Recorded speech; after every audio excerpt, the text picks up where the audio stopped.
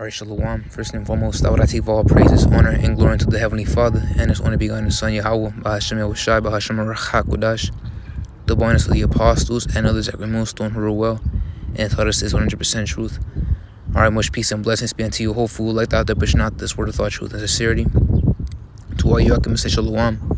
So this is going to be a quick redo on a lesson I done earlier, which Esau cut my audio, and he had a lot of noise, a lot of distractions about, so you really couldn't hear my voice, especially with the wind blowing.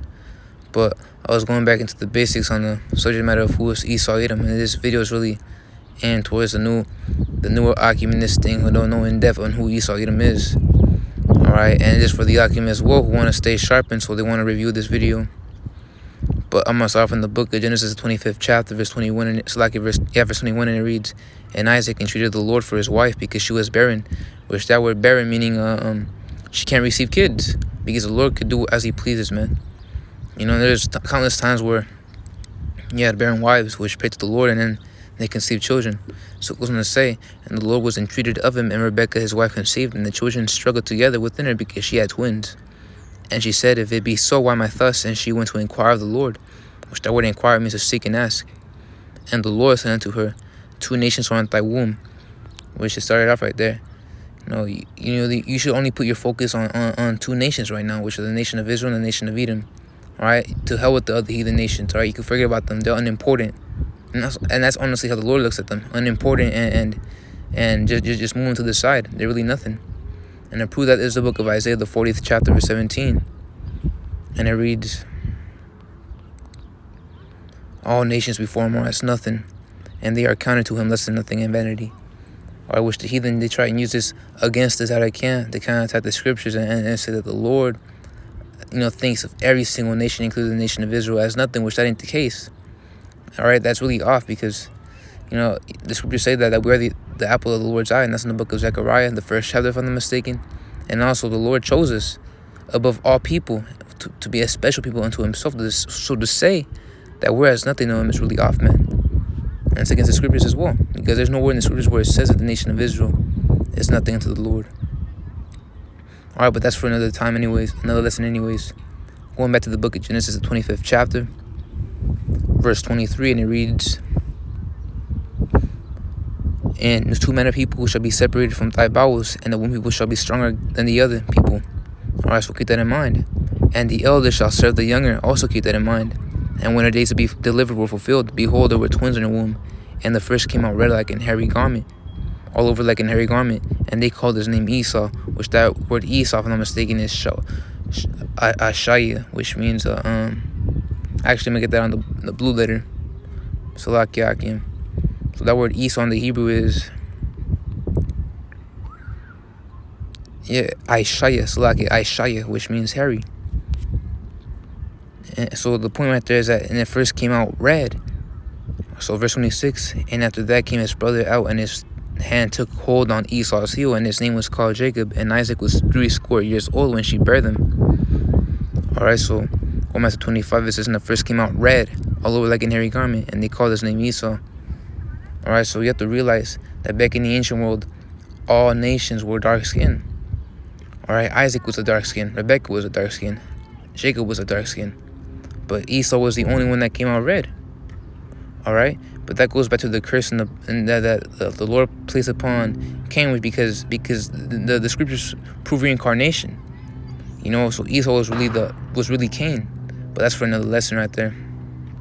But that's pursuant to the curse, which is this like the mark upon him, which is basically the mark of leprosy, which is light skin, which is being light skin. Now they tell you it's like some kind of disease on the skin, but it's really becoming light skin because we're all supposed to be dark skin. But it wasn't until recently when we became light skin, though. All right, that's why you look at a Moab and Ammon, which the Moabites were the so-called Chinese and the Ammonites were the so-called Japanese. Portions of them are still dark skinned because they were really dark, man. All right, although now the modern day population consists of them being light skinned. All right, so not to say who are the red people of today. All right, because all of us descend from biblical nations, man. All right, and that's the thing that people don't get. They automatically assume that the Aztecs were already here, but they're from the Bible, but we don't know exactly Well, we're telling you, man, because we got the spirit, man. All right. So who are the red people today? All right. Who looks red? The so-called white people. All right, they're the red ones right here. The so-called white people today, which really they ain't white. That's why you could put a quotation mark around the word white, because that word white means pure. And the so-called white people today, they're really in power right now, and they're really corrupt as fuck, man. And that's pursuant to the book of Micah, the second chapter, verse 1, where it reads that they consult amongst each other, you know, and then they shed their work forth to light. Roughly paraphrasing right there, which what they consult amongst each other and shed to light as their agenda, which is that new world order, which they consider a so-called conspiracy theory, but which really it ain't, man. All right, because it's really scriptural. Or you could filter these things by way of the scriptures, in other words. So now you know that the red people today are really the so-called white people, and they're in power. And it was prophesied long ago that they would be in power. And to prove that, this is the book of 2nd. This is the 6th chapter, verse 7. So like verse 7, and it reads, "Then answered I," and that's Ezra speaking to the Lord, which Ezra is Ezra. So like, "Then answered I and said, what shall be the parting asunder of the times, or when shall be the end of the first, and the beginning of it that followeth? And he said unto me, from Abraham unto Isaac, when Jacob and Esau were born of him, Jacob's hand held first the heel of Esau." So it was no coincidence as to why. Like at the bird right there. There's no coincidence as to why Jacob held the Esau. Jacob held the heel of Esau, and Esau came out first, and Jacob afterwards, because it was all spiritual, man. The scriptures are basically spiritual, in other words, you know, interconnected systems. All right, because the scriptures say, "Let precept be upon precept," right? So all these things are backed up by each other. You know, so it could be that a certain event that happened 1,000 years ago could really be a sign for something else that happened in the future. All right, so it was really spiritual as to why Jacob held the heel of Esau, because Esau was first, you know, and Jacob would be the latter. Because it says in verse 9, "For Esau is the end of the world, and Jacob is the beginning of it that followeth." I'll break that down. The end of the world is talking about an end of an age, because when the scriptures say there shall be new earth and new heavens, you go into the Greek of that word new, and it's kainos, which means refreshed, recleansed, renewed. Because the Lord is about to cleanse this place away from its wicked state. He did the same thing with the great flood. All right, because in the days of Noah, it was wicked as fuck, man. So the Lord had to clean the wickedness away by washing it down with a great flood, and it was clean again. But that's how the Lord's gonna do it, by way of fire. See, so the Lord ain't gonna freaking beam us up and destroy this earth to smithereens and then take us to a new planet, which Esau has which Esau's technology, he has these new discoveries of exoplanets, if you will, which are basically Earth-like planets. So the Lord ain't gonna, you know, take us to one of those other planets. All right, and we start there. We restart there. No, that's not what's gonna happen.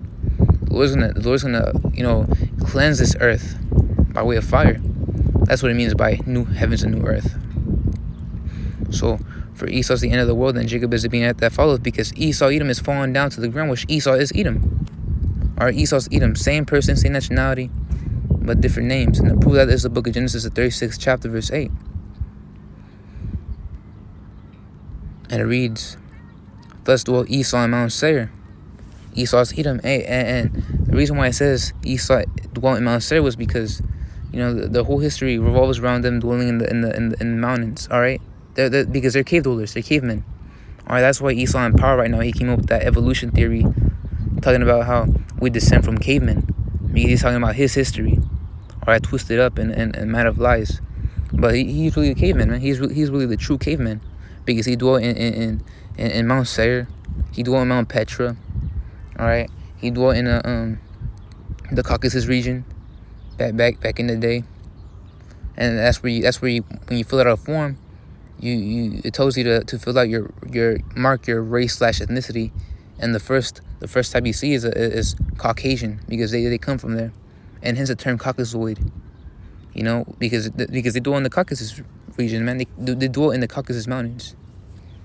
So he's the only nation to actually be caveman, although he takes on identities such as a Roman, which he took on the identity of Roman. He took on the identity of a Greek. And now, as a matter of fact, he's taking on the identity of us, saying that he's a true Jew.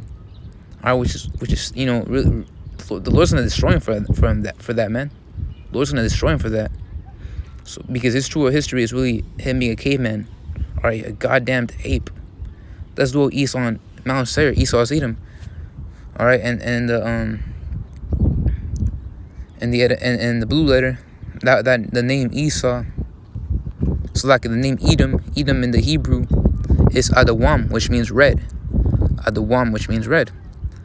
Edom, Edomites. So when we say the nation, the Edomites, we're really referring to the nation of Esau. We're really referring to Esau because same nationality, same person, different names.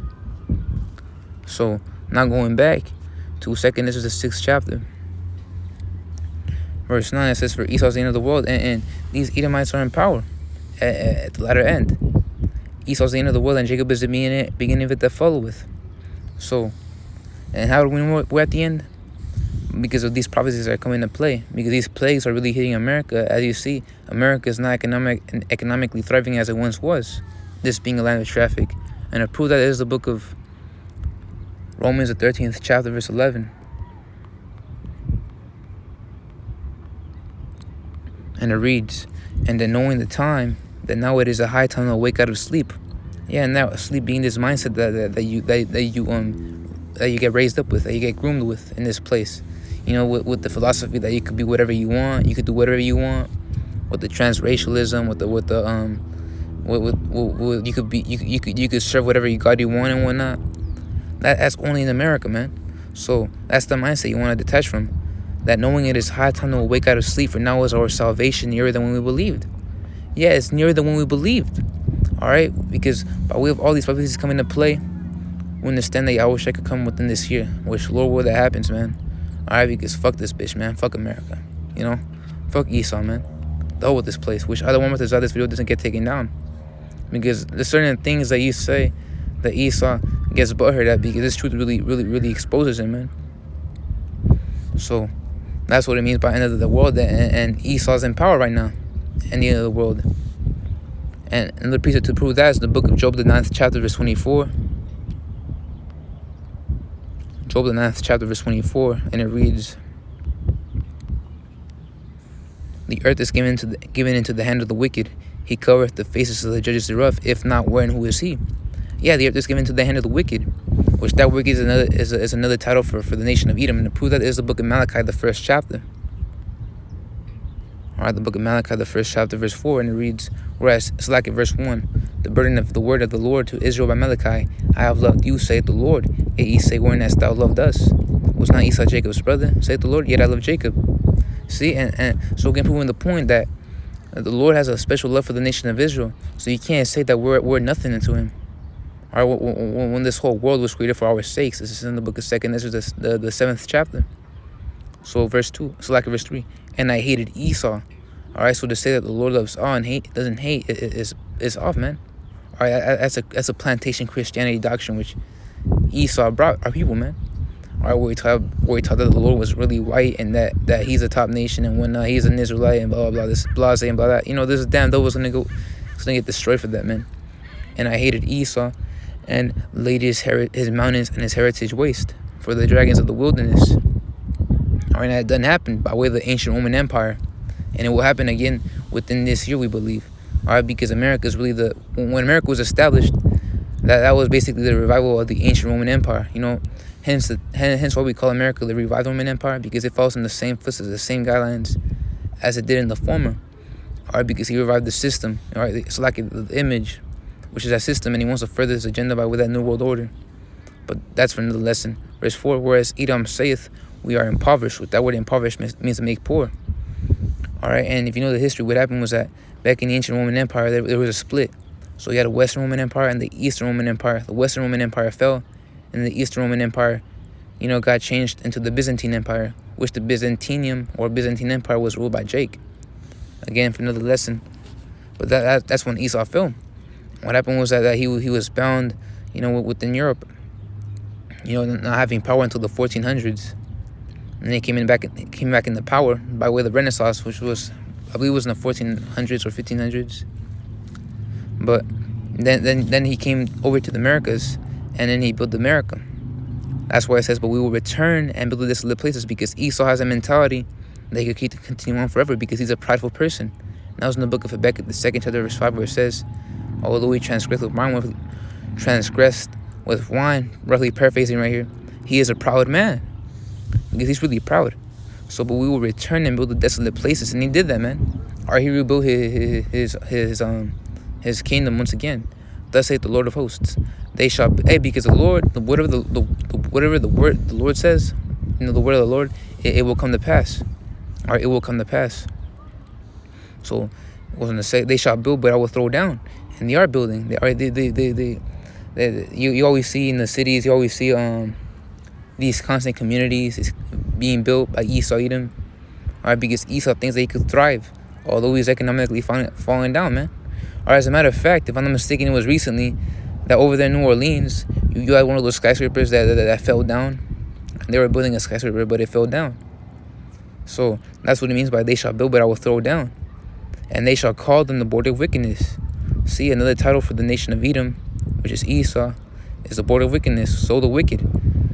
And the people against whom the Lord hath indignation forever, which that word indignation means a righteous hatred, because the Lord's coming down here to destroy this nation, man. Alright, for all the atrocities done against our people. Alright, for the whole controversy of Zion, man.